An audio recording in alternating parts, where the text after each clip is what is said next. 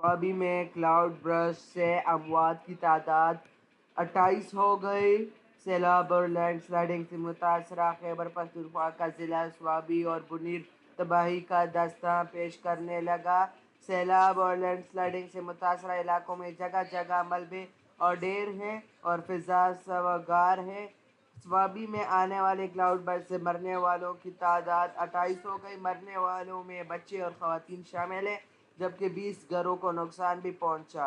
Kashmir Mardan division के मुताबिक मलबे से 3 लाशों को निकाला गया।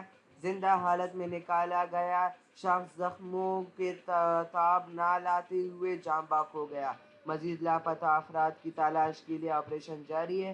स्वाबी और बुनीर में सैलाब से मरने वालों की लवाहिकीन गम से निडाल हैं। लवाहिकीन का कहना है कि अपने घर को अपनी जन्नत बनाया था, सैलाब में अब कुछ नहीं बचा।